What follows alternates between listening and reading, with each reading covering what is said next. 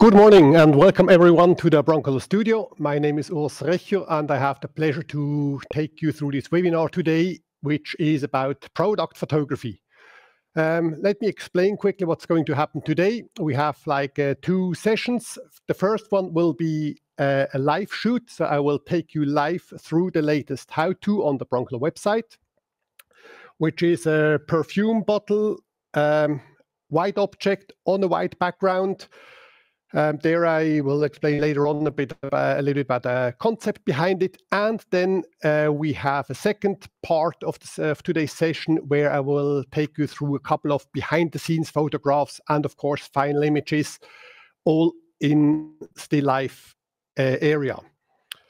About questions, I have two dear colleagues that are just next door answering the questions if they can answer it in written form.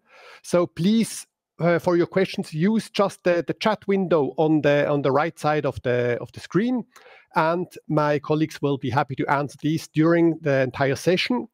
And after the first live shoot, they will actually filter some of the questions. I will see them here and I will answer them live if it's, let's say, more a question of general interest. And then, of course, at the end of today's session, you again have the chance to ask questions. I will only use these two time slots to answer the questions, but of course, you can use the chat window anytime to type in your questions. There are certain rules about the questions. Please, we are not talking about future developments of Broncolor. We are not talking about competitive products. We are talking about Broncolor here and now. And of course, any questions, especially on product photography, are most welcome today. Right, okay, I think that's it. I would like to start with this product shot. I'm not going to touch it anymore because I positioned it this morning already. It's a white perfume bottle that I squeezed into a landscape of a white flower. I just pressed the flower quite heavily that it's stable, and I put in the perfume bottle in a way that it's that it looks like a meteorite impact on the moon's surface, whatever. The concept is that the final picture should look as if the bottle itself is emitting some light, so that all the light from the photograph comes from the object itself. It's a white object, so it should be bright and brilliant in a rather dark environment. So I try to control the lights in a way that the scene is nicely illuminated, but that we have a nice vignetting all around. And for this, I start with my light number one, which is back here a Pico light. Let me switch quickly cameras that you can see this better. All right, so now you have the back look. Let me show you again where I am. So I'm talking about this light now here. Okay, you will look through this camera, and that's what you see. And yes, this Pico light, if I switch it on, it just hits the back of the bottle. This Pico light is equipped with a projecting attachment. You can see it here. And then with these templates, I can illuminate more or less of the bottle. Let's start with these templates rather open. And let's have a look at the rest of the setup. We have up here a medium format camera with a 150mm lens. It's pretty much at the closest possible distance. It's not a macro lens, so that's pretty much the closest possible distance. So I have to cheat a little bit by cropping. The camera is a 50 megapixel camera, so I probably crop down to 45 megapixels or something like this. Right. Yes. The original shot that you will see on the Broncolor website is shot at f8 and then with focus stacking. I just wanted to have the background faster out of focus, more a focus on the bottle only. But today this would absorb too much time, so that's why I'm just closing down to 16, that we have acceptable depth of field in a single shot. Right. Okay, so let's start pressing buttons here. Flipping over to the camera window, we are using today Focus software to capture it. You can see the technical data always here. Because I'm closing down my aperture, I'm shooting today at ISO 400, sorry, ISO 400. The time is not really relevant. It's 1/25 of a second, and that's what I mentioned before, f16, just to get it more or less in focus with a single shot. Right. So that's where we are. What I do like about this light is that the light actually travels. It's so strong that it travels through the object. But what I do not like is that, of course, it's completely burned here everywhere. It's like a normal spot in a way. So I would like to control this light a lot more. And I would like to show you now with the Pico light how I can do this with the projecting attachment. So again, I go in here, and first of all, I take away the light on the right and on the left. So I close here the templates. I close it here. I hope you can see this from the exposure. Yeah, I think you can see it. So I just illuminate the bottle, but not the flower landscape around. Something like this. Give it a new test shot.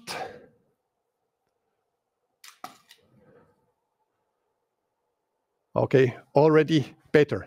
It's more limited. It's not hitting the floor anymore. But still too much light back here because the light is still hitting there directly. So let's get rid of this light as well. Here again, I can use the templates. So I have to close it from here. This means I have to use the upper templates. Close, close, close, close. And something like that. I moved it a little bit, so I bring it back. I can close a little bit more. Right, something like that. So next try.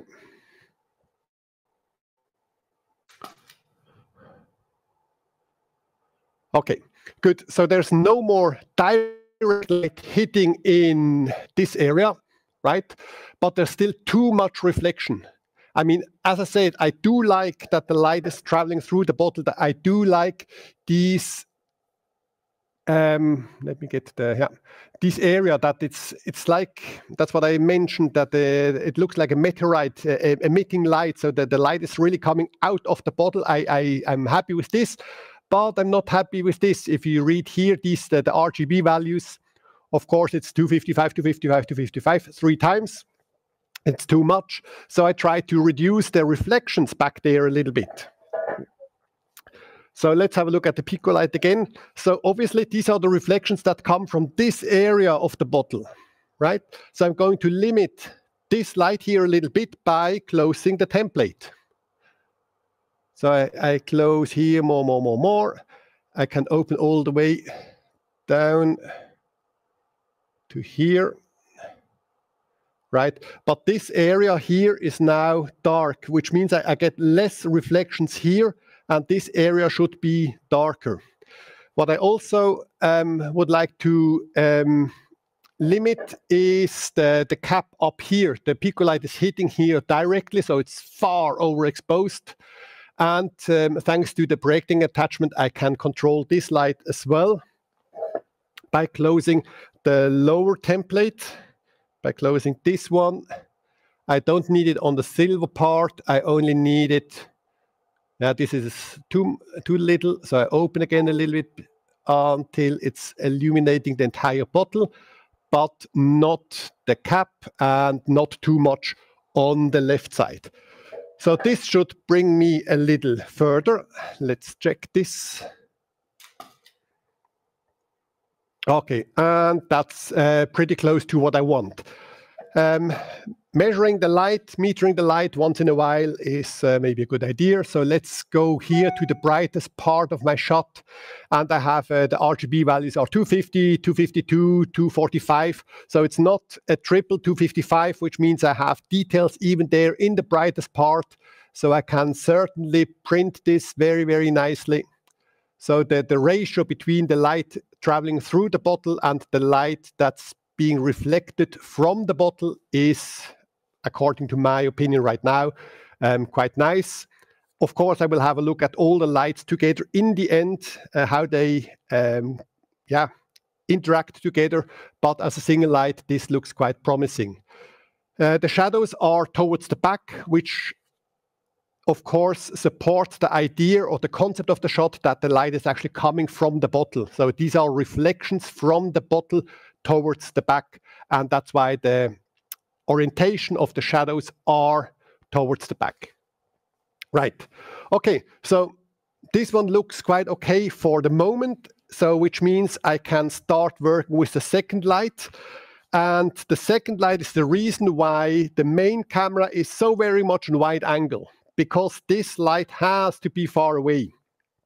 It's a small softbox, and I pre-adjusted this a little bit because this can take quite a while until it's in the right position.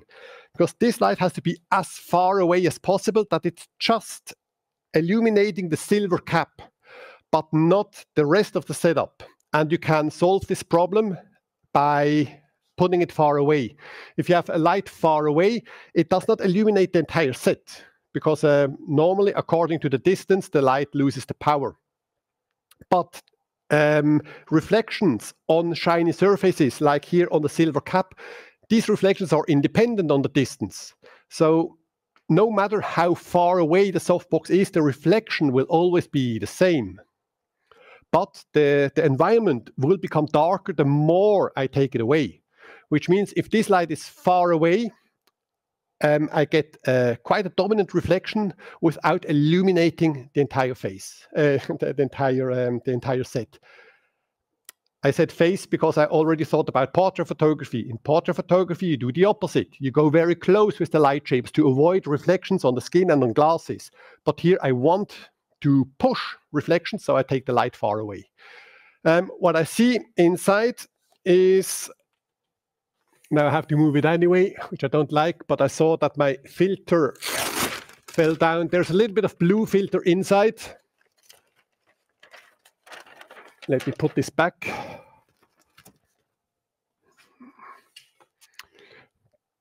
I quite often use a little bit of blue to golden the reflection on silver surfaces. My eyes makes a lot of sense, but we will desaturate the entire shot later on anyway, because the bottle right now looks very, very yellow. But it's just to give a little additional cold touch to the silver cap. So let me switch off my Pico light traveling through the bottle and switch on the softbox up there. At the very end, when you've seen everything, I will move the camera and will let you have a closer look at the power pack, which is a Satos today, just for those that haven't seen it yet, how actually it looks with the touch screen and everything. But let's take care on this light. Shoot it at very low setting. What does it do? That's what it does. And that's quite nice. That's pretty much what I want. So you see that actually the shot is more or less black, and only the reflection, the reflective areas are illuminated. So the contrast between these directed reflective surfaces and the matte surface of the rest of my planet surface, this contrast is very, very high. Of course, if you take it just a little lower, I'll let you see what I do, how much I change it. If you just take it a little lower, something like this, instantly we will have disturbing reflections, I suppose, on the white bottle as well. Yep, okay. So that's definitely not what I want, and that's why I prepared the position of this light carefully in the morning already, that I don't lose too much time. I moved it anyway, so I guess it's somewhere around here. Shoot it again. Yep, okay, good. Okay, we have a little bit of a gradation here, but that's not bad. Shows a little bit the shape and the material, so we can try the two lights together now. Yep. Oh, you didn't see it, sorry. Okay, so that's where we are now. Huh? That's where we have been before.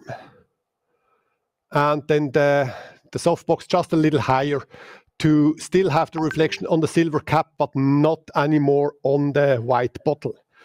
Right. Okay, so this light is now clear, which means I'm going to zoom in now the main camera a little bit, that you can see a little better what's happening here on the scene. So I'm quickly running behind the camera.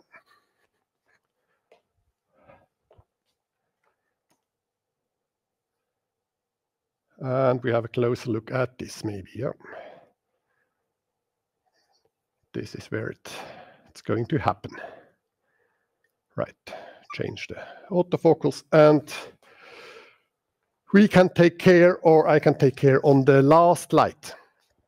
Let's have a look at the two lights together first, which is Pico light with projecting attachment, which is the softbox, which is now out of the window, out of the frame. And so far we have this. That's what we have so far. So nice, the light in the back, traveling through, and the illumination of the perfume bottle's cap. Now, of course, this area here in front is still almost not illuminated. First of all, the backlight is not strong enough to illuminate this area, and the softbox is too far away. So here we need some additional light. Now it's very important that here we have a precise light. So even let's say a normal reflector, even with the most narrow grids, would be too uncontrolled, would illuminate the entire scene.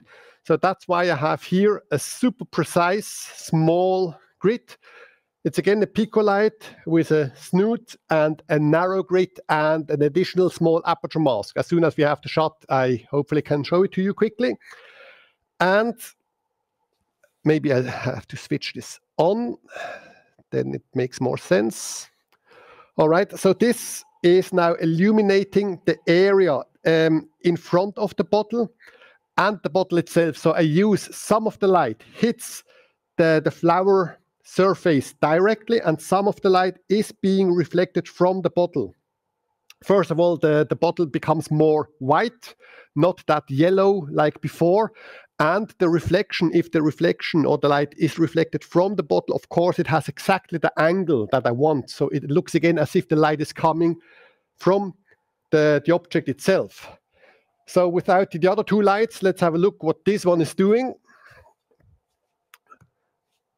I switched on the other two, and what you see now is the Pico light in front only. Quite interesting is to see that the shiny area here of the cap, this one will be illuminated later on with the softbox, is actually almost a complete black.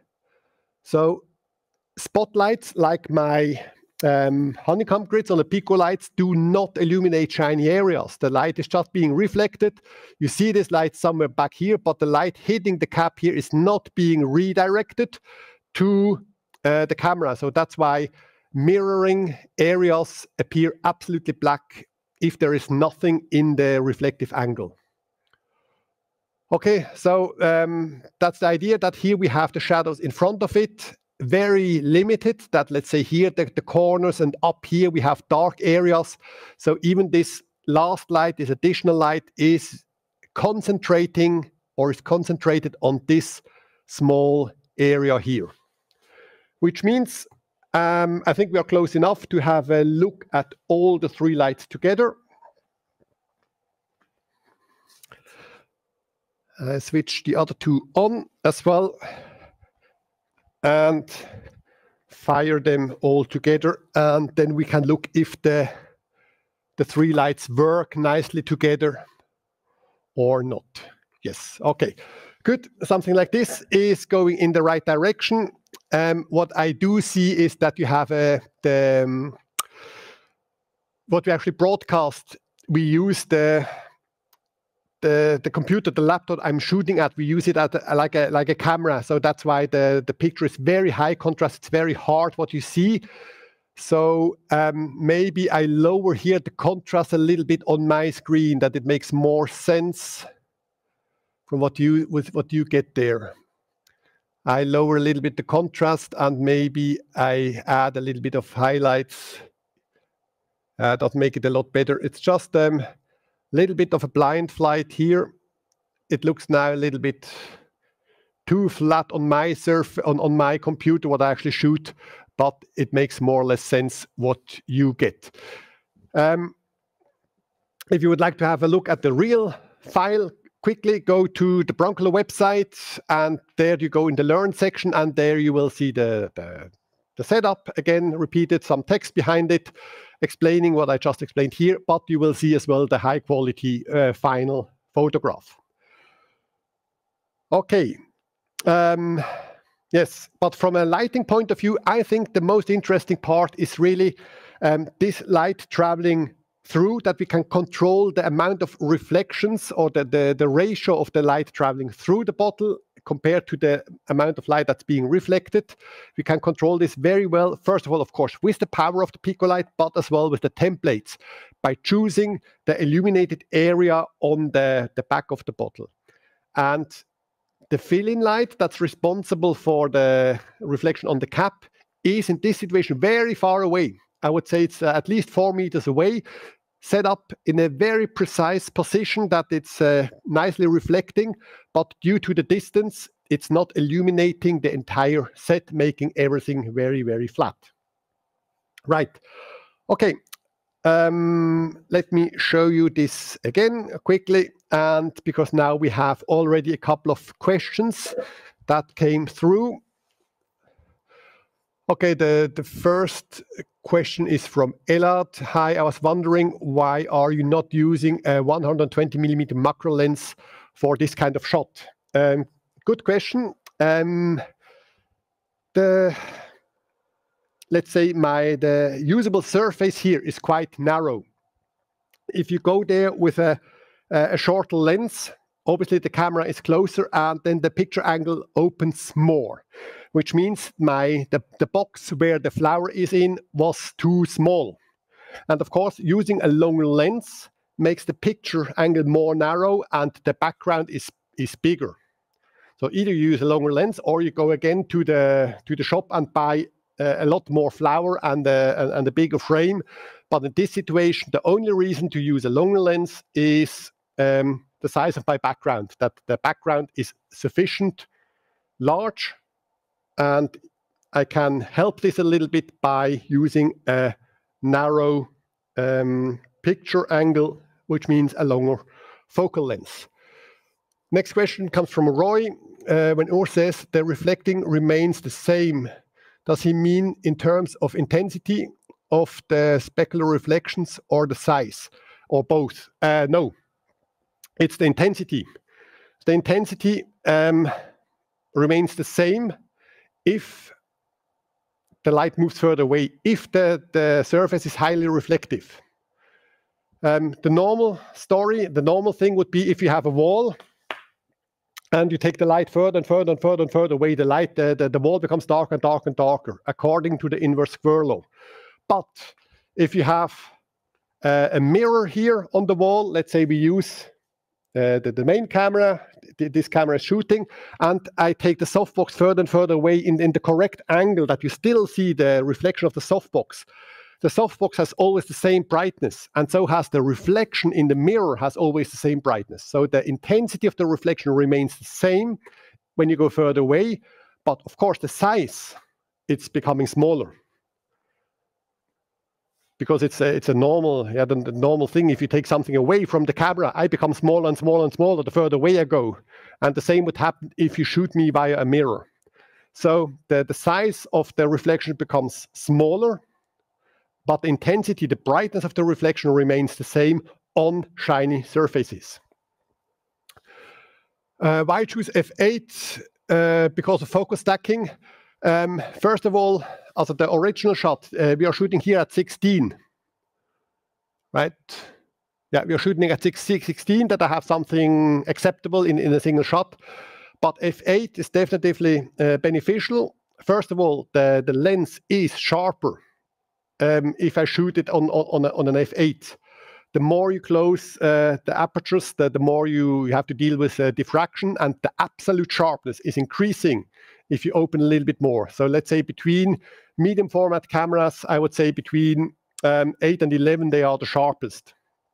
If you go more open, obviously you have a super selective focus. If you close more, you have the problem of diffraction. So depends, of course, on the lenses, even on the camera system, but somewhere between 8 and 11, the lenses are the sharpest. But it's not, the depth of field is not sufficient to have the entire product in focus.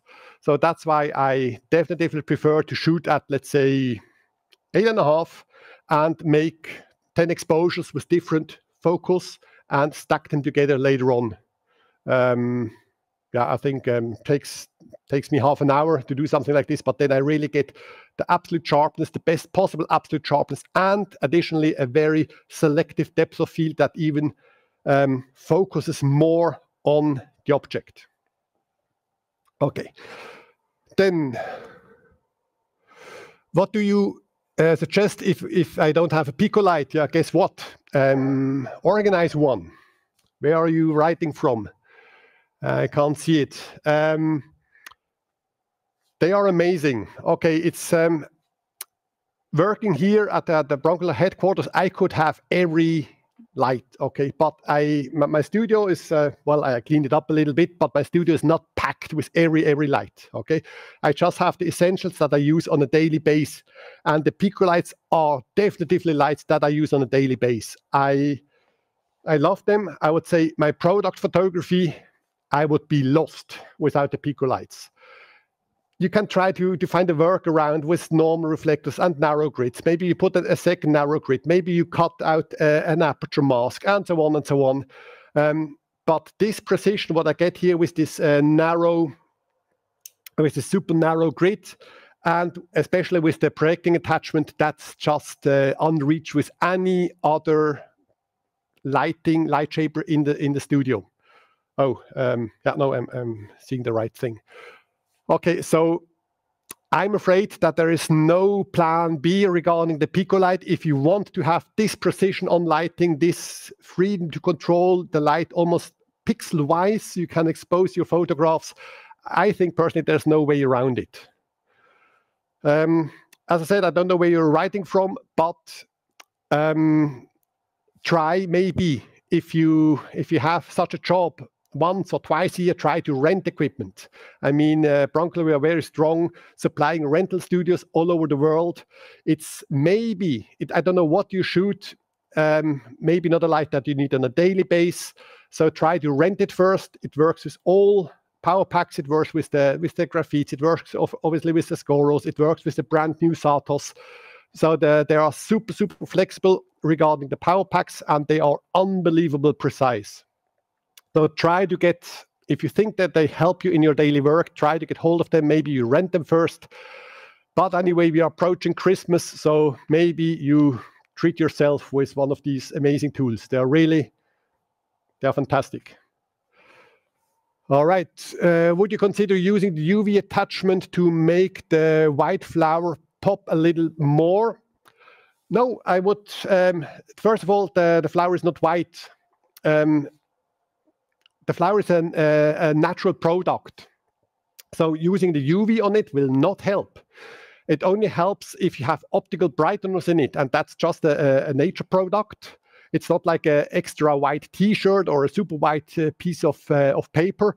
So UV, even if you think that the surface is white, will not make all the white things brighter. In this situation, on purpose, I took the exposure of the flower very down to create this kind of this spot effect on my product. And if you would like to illuminate it more, you just work with lights that's less controlled. So let's say here we take a wider grid, and maybe with this softbox we come a little closer, and instantly the flower will be a little brighter. But on purpose, I really wanted to have this concentration of the light just on and slightly around the object. Right. Okay, so there are no more questions left for the first shot, which means we can, first of all, check the clock a little bit. That's fine. We still have a little bit more time. And I would like to go through a couple of behind the scenes and final photographs. So these are prepared here in a folder. And I would like to start with something, let's say, similar but different. So that's the final photograph. It's a white product as well. Some light is shining through it, and we have comparable to our shot from before. This perfume bottle. We have here a shiny area, and that's, I mean, if you have a shiny area, that's always the area that can create a lot of trouble. So I take care of this first. And because the shiny areas, they define the position of the camera, they define the angle of the object, they define obviously as well the position of my, in this situation, softbox. So these are the tricky lights. So I try to solve technical problems first before I take care on any creative decisions. So if we look at the total setup, that's something like this. And you can see again that this softbox here, number 1, is again quite far away. So maybe for the behind the scenes, I took it just a little closer that we see it, but nevertheless, it's quite far away from the object, which means it creates a dominant high contrast shine without illuminating the rest of the shot. So that all this down here, that's shaving cream, completely white, but it's kept very, very dark because the softbox is far away. Nevertheless, the shiny areas like the biotherm writing here already pops out like crazy, which means from a lighting point of view, the most difficult problem is already solved, and I can take care on let's say the so-called creative lights. Let's have a quick look at the total setup. We have here number 5, quite similar to what I've done here with the perfume bottle. We have a pico light with projecting attachment. Let me zoom in a little bit. Maybe. Oops, sorry, thanks. Yeah.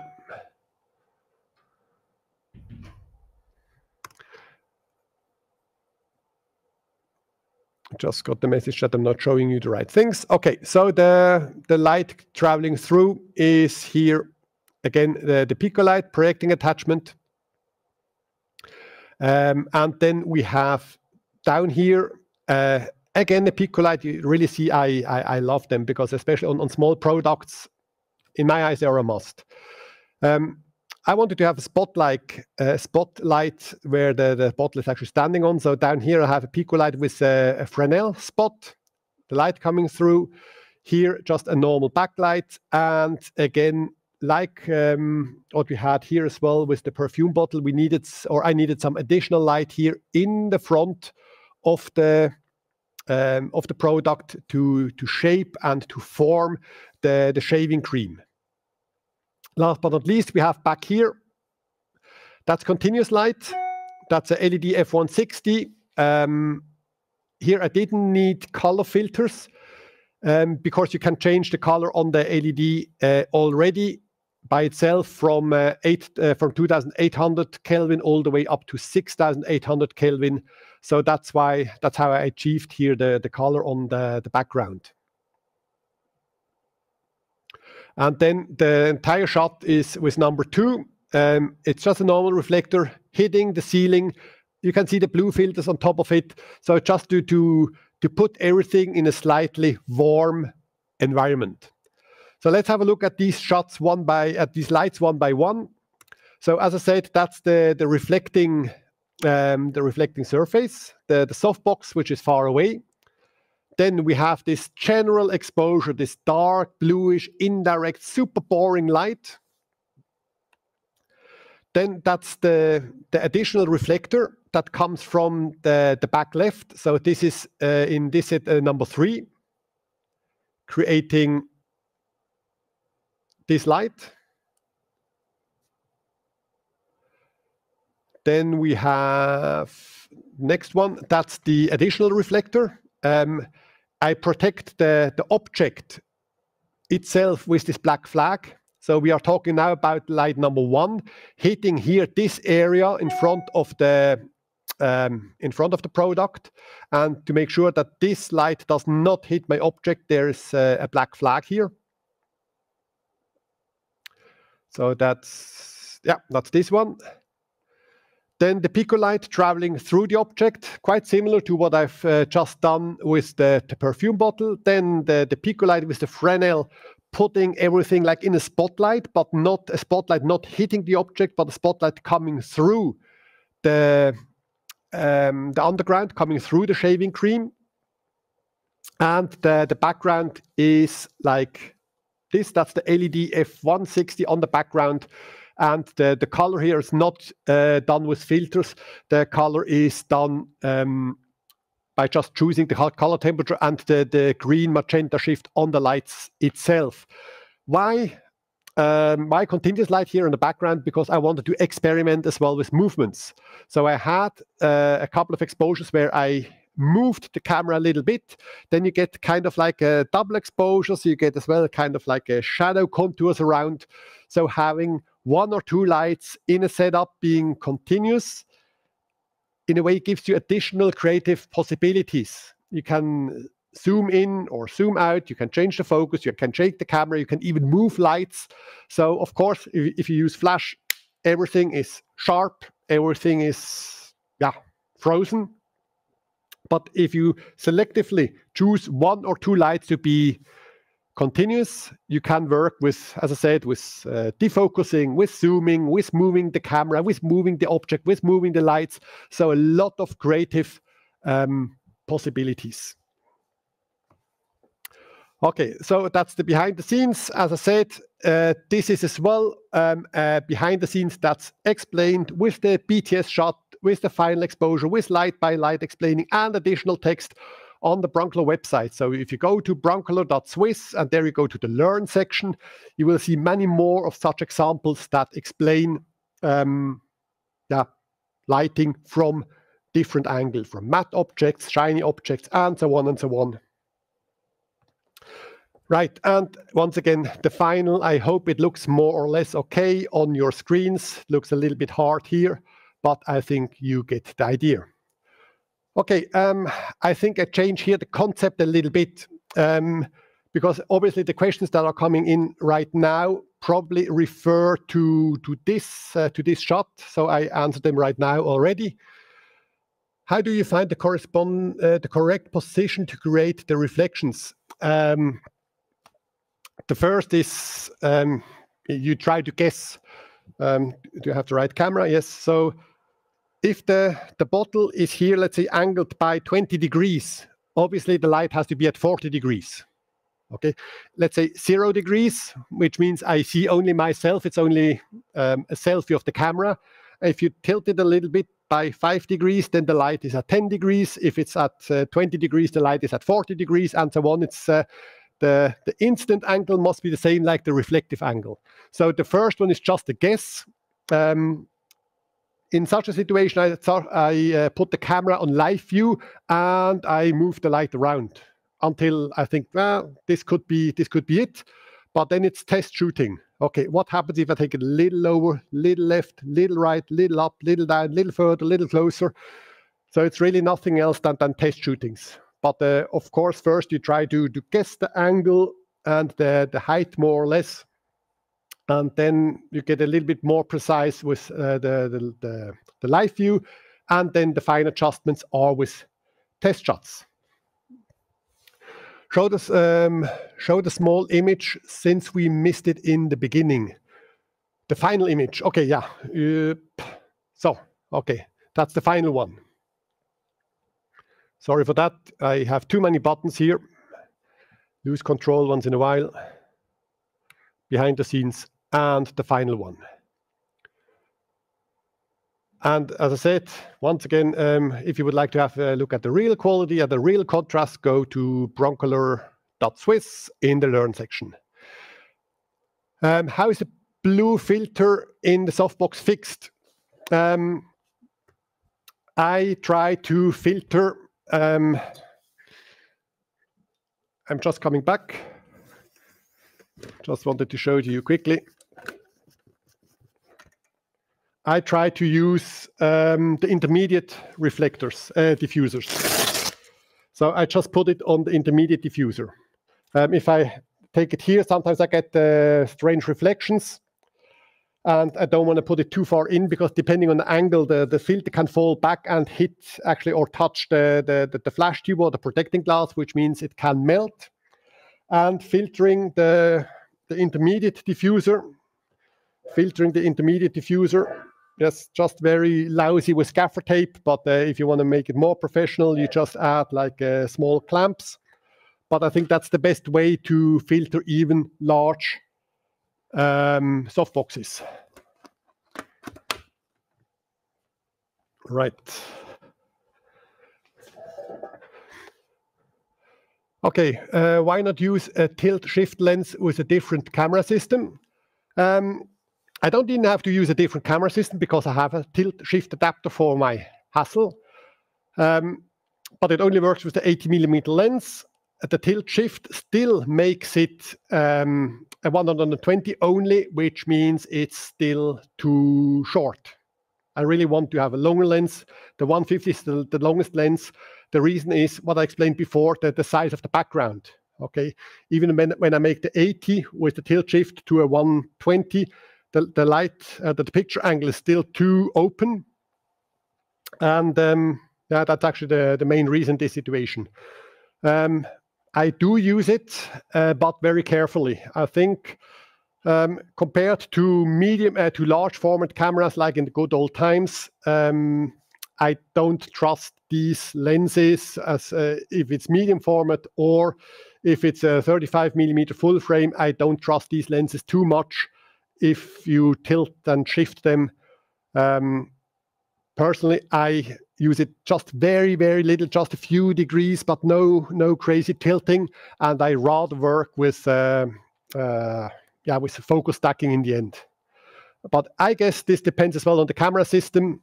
But the camera I use in here, I do this very, very carefully only. How do you have no reflection point, light point on the shiny surface of the cap? It depends on the inclination of the camera. Do not have reflection points on the shiny surface on the cap. Aha! Of course, with the new photograph on this one. The cap is matte. Okay, first of all, I'm looking here that the camera height, the camera would be more or less here. Okay, so when I look up here, this reflection comes from somewhere higher up in the studio, but what you would see here in the cap is actually nothing else than reflections of the shaving cream. You see it a little bit because here this line here is reflective. So if I open it in a different, why doesn't it do this? Okay. So if I go here, you see actually that what you see here in the reflective area, this is actually nothing else than the shaving cream.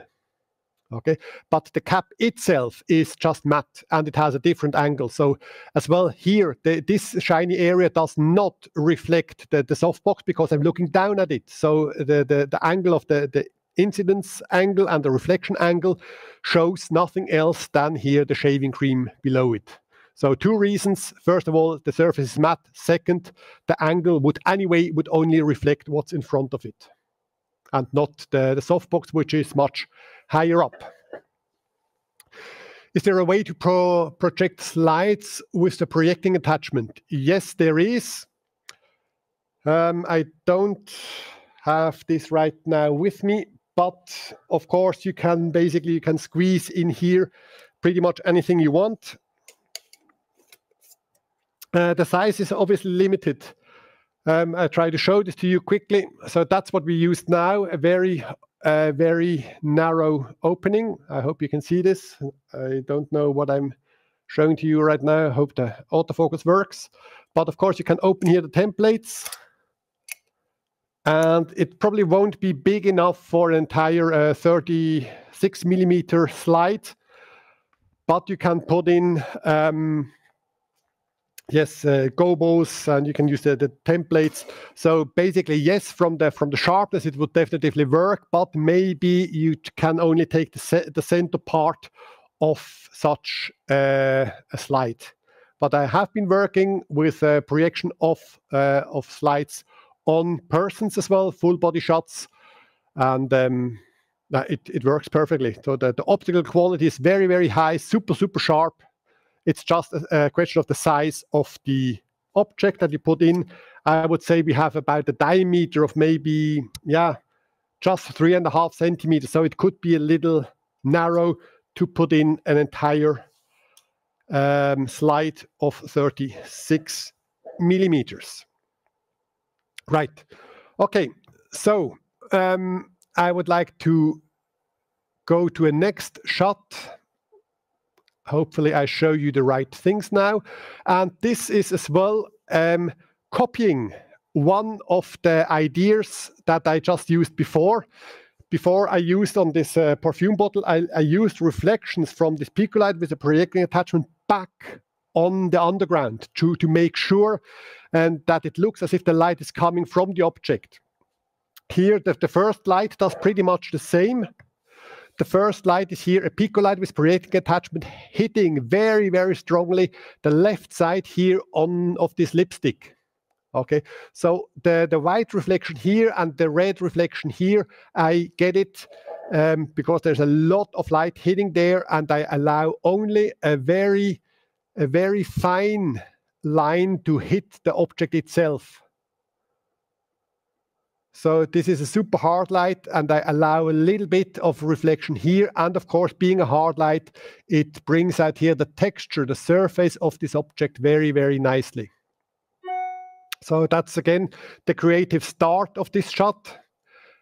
And then the rest of the setup are basically just fill-in lights. So this is the Picolite that illuminates this area very strongly, where the light is bounced back to the white underground.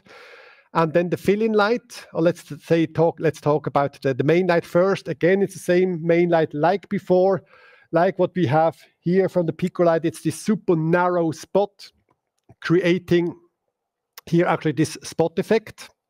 And then the rest was just fill-in lights, in order, fill-in lights that should not destroy this spot effect, so that actually the underground or the table is kept in the dark, and that we can really see the spot effect of my Picolite.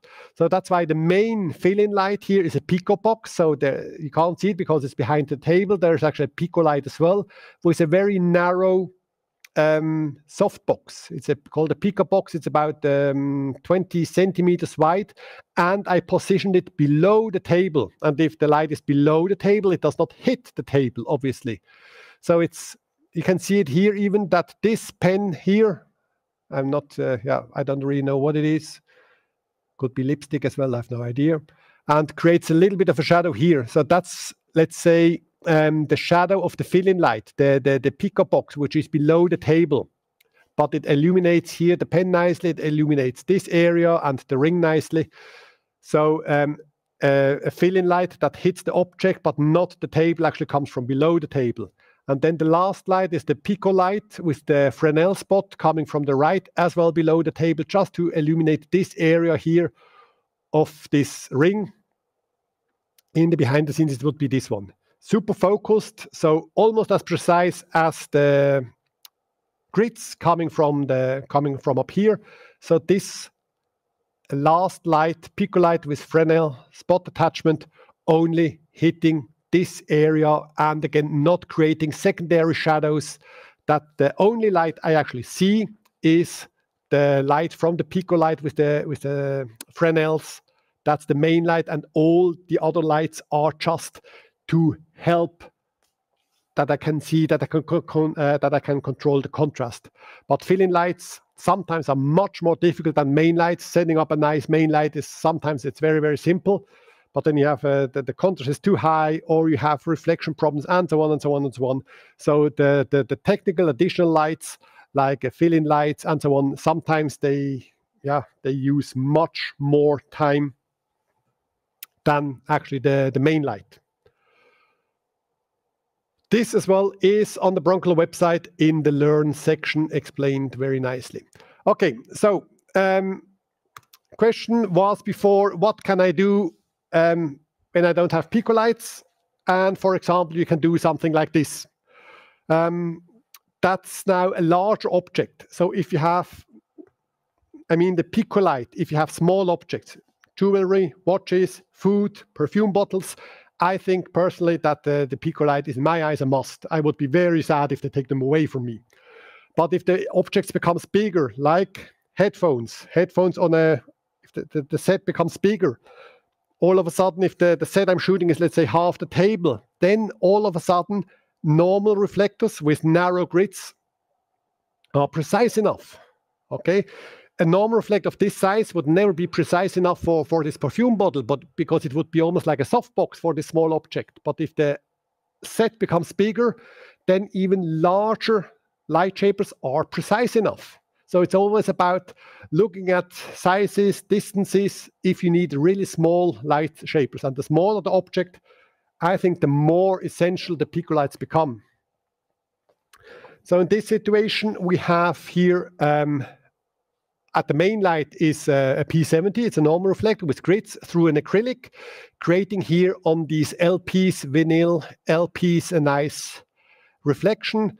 And then, so that's the main light. And then again, just two fill-in lights here, another normal reflector with grids to illuminate the black object here on the left a little bit. And finally for this, I can again quickly zoom in a little bit. Right, so the softbox coming here from the right, small softbox for these shiny areas to create here the highlights. The fill-in light, actually a hard fill-in light, just a normal reflector with grids, creating here some highlights. But the most important one, and the one where you spend, let's say, 80% of your time on, is the size and the dimension of this hotspot through the acrylic.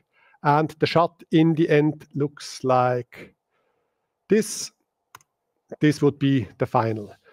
So if the size of your setup is something like this, then you can do this with your Pico lights, but to create all the gradations, to show the roundings, I think the use of acrylics is essential. Right. Okay, so this is actually quite a classic setup as well. So looks very simple in the end, but especially this light here, the main light, you move this around for quite some time. You change the grids, you change the distance, you change the exposure, and so on and so on. So it can take quite a while until this light is in the right position. The other two lights are just technical, so non-creative. Right, questions? Okay, I have got a Canon 24-105 f4. Can I do product photography with that? I think you can. I've just been on a tour in Asia using this lens as well. I recommend that you make a couple of tests. Like what I said before, try to figure out what's the best aperture. So f4.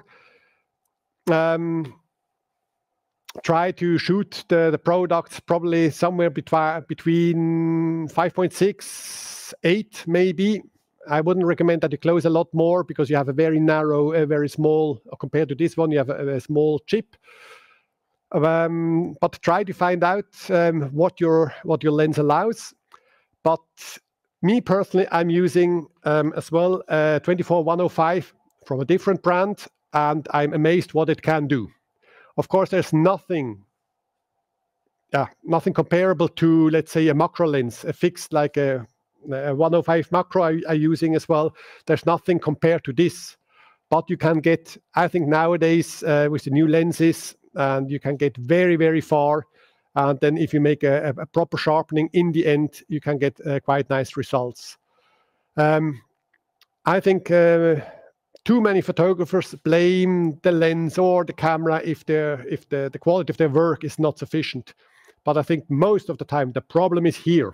Okay, and then I think nowadays if you have a full frame mirrorless or even a older full frame DSLR camera, and if it's perfect what's happening here, I think the camera will not destroy your shot. Okay, so instead of worrying too much about camera equipment, I think that the main focus is here. That's where photography happens. The camera is just recording it. Can you show the Pico above the product with the aperture mask? Yes, I promised this with the aperture mask. Ah, yeah. I guess you talk about this one. Let me activate the second camera again. So that's the one. I go a little brighter here. Not darker, but brighter. So I hope you can see this. Put this one away. Okay, so if you look into it, yeah, that's a good view. So that's the snoot. Then there's a spring holding everything in position. And what's in it? It's just it's a narrow grid. Where are you? It's a narrow grid, and the grids are still not precise enough. So that's why I add an aperture mask to the grids. So we have a super narrow grid with an aperture mask. The light is pre-shaped, let's say with the zoom, with the snoot lens, with the snoot. Then I put in the aperture mask. I throw in the grids, and everything is kept in position with the spring. So that's the main light. Exactly like this, you can see it. Okay, that's the main light I used on this lamp here. All right. Good. What kind of material is used as underground for the Maybelline shot? It's, I can show it to you. I have lots of this. It's like the material is super light. It's the material you use to stick pictures on it. So it's polyfoam in the middle and with with cardboard on both sides. Okay, something like this. I have them there as pieces of 1 meter by 1 meter 20 about. And it's super light. I use them a lot for flags, covering one side black, using the other one as white. So we have black, white flags. I think that's here. Exactly. So that's the same kind of material, super light. I just took it out of my traveling suitcase. So it's super light, absolutely black on one side, white on the other side. So yeah, it's I don't know exactly how it's called, but it's the material you put you can put pictures on.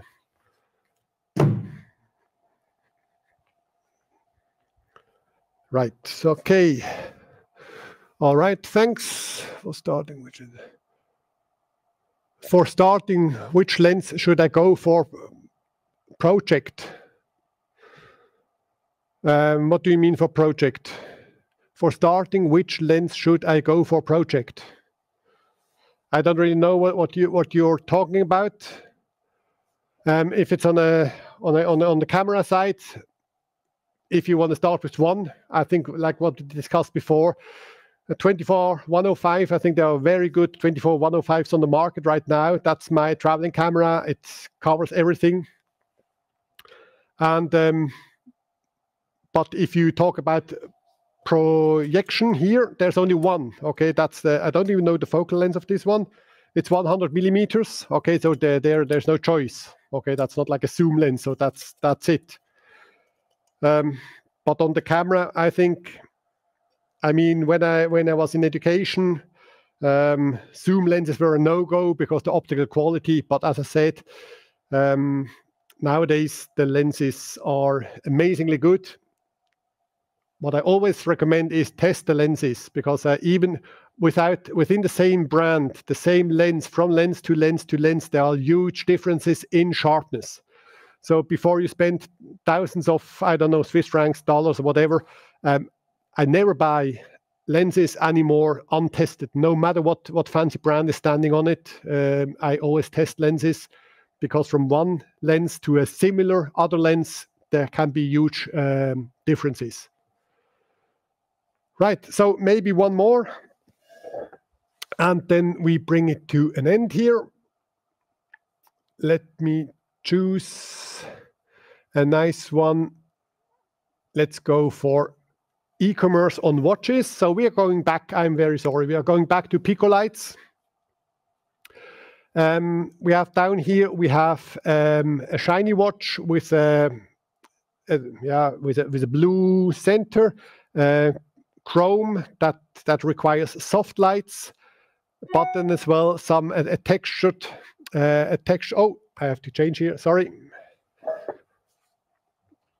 Yeah, I realized it. Thanks. Okay, this was just testing my colleagues. Okay, so they knew that I'm still using the wrong camera. Okay, so let me show you the final first. So that's the final, and of course these polished areas here, they require soft lights with gradations up here as well, but then the center is textured by itself. So the center definitively requires hard lights. And that's always tricky to find this combination of a light that's hard enough to work out the texture here, and a light that's on the other side soft enough to work out gradations on chrome. And here the solution was the following. So that's the total setup. So for the reflections to shape the object, I had a Pico light with Fresnel to create here a small spot, and then with a large normal reflector as well with grids, I just extended these reflections, that we do not only have a very small spot of the Pico light here, but as well longer gradations all on the acrylic, that we have more longer gradations in a way. Fill-in light from the other side is as well a gradation, an acrylic, but here a faster gradation with a higher contrast. So here not even a normal reflector, not even a Fresnel spot, just a bare bulb. And here with the distance, you define how fast the light falls off. All these lights are very soft, so they are not really working on the textured center. So that's why I had to add black. So the lights were too soft, there was no contrast. So that's why I had to add black papers. And positioning these black papers, this was a really, I don't know, 1.5, 2 hours work to have the right size, to have the right distance. When you're talking, they're flying around. So just setting up or positioning these stupid black papers absorbed a lot of time. But these papers are responsible here for all the contrasty areas that we have here, black, that we have here, let's say, bright gray, darker. That's all very precise work with these black papers to break a little bit the super boring, super soft, almost diffused light. What you see in the setup as well is that there is another black paper here. This paper avoids reflections from the acrylic in the glass of the watch. Otherwise, it would be blind. It would not be clear.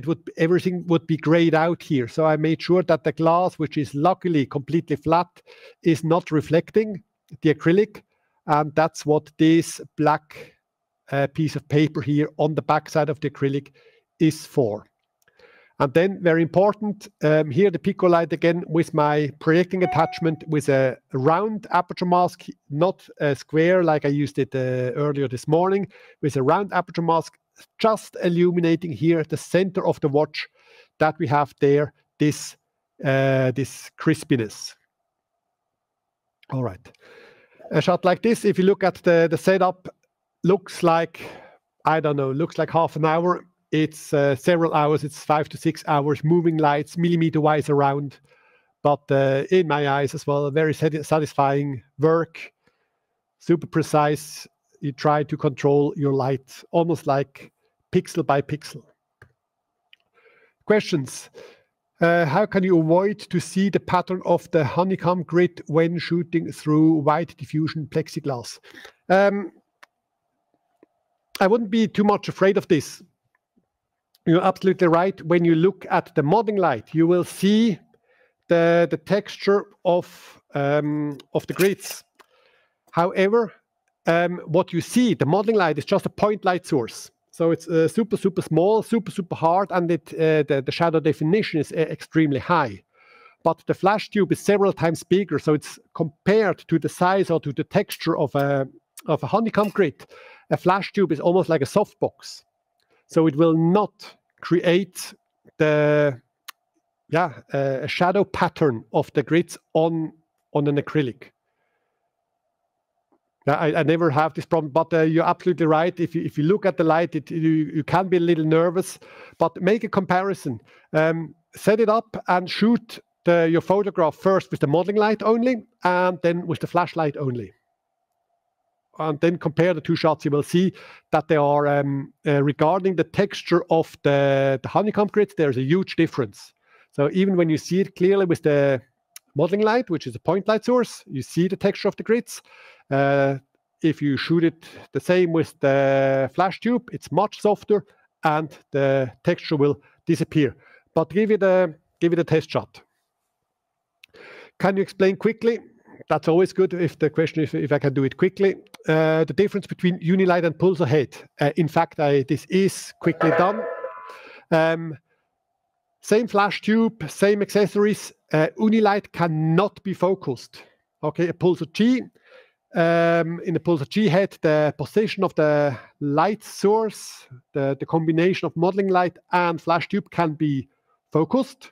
So you can, let's say, inside a normal reflector, you can have it center weighted or more widely spread, more even. You can fine tune the light distribution on a pulsar G. Very important, let's say, if you remember the Sony headphone shot. So there you can actually fine tune the light distribution.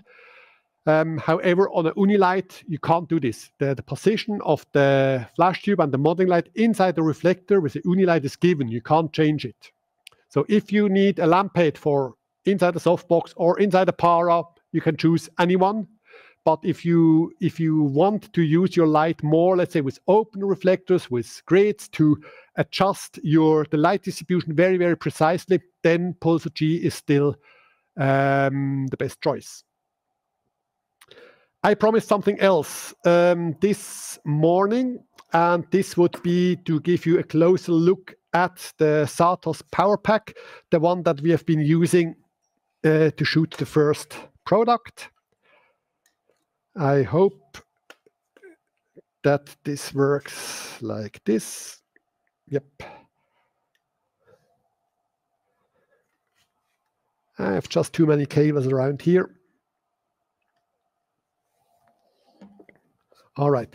So it is 3 outlets like you're used to it. And the full power goes all the way up to 12. And what's actually quite amazing now here is that we have a super large asymmetry from 5 all the way up to 11 something. So we have like more than 6 f-stops of asymmetry. And this would be kind of a problem, let's say, with all the power packs. But the Satos working with a different technology actually can offer you the entire power range of 11 or 10 or 11 f-stops, depending if you talk about big or not a small one. And the entire power range is color corrected. That's quite amazing. So in the end, you can have nothing. You can have the full, in this power pack, the full 11 f-stops of asymmetry, or as power range. You can use it as asymmetry as well. I don't know if you've seen this before. It's touch screen. So the power is adjusted here by take another finger, by touch screen. You can choose as well multiple channels like this, and then change the power on these channels at the same time, like this. All the menu is approached here, so it's super clear. It's not like a long menu, like let's say in the score where you have to go down, down, down, down, down. It's all here on this single platform, from alternate to delay to sequence, flash settings, all the fancy things. So super, super clear overview what's going on between the power settings and all the special functions. And if you dive into it, let's say if you want to program a sequence, we have here the sequence, we have here the delay, and yeah, either touchscreen and or manual adjustments.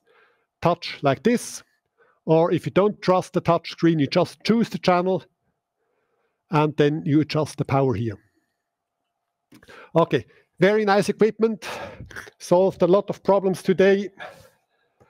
And if you would like to have a close look at it, there are a lot on it. A lot of SATAs are already out on the market for display, for trial. So make sure that you have a close look at this one.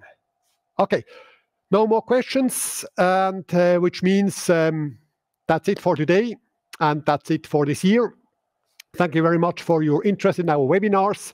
When we finish the session, there will be a questionnaire asking for feedback. So please take these 30 seconds to answer questions. Will help us to improve the quality of such webinars maybe next year. For now, thanks a lot. See you next time. All the best. Bye-bye.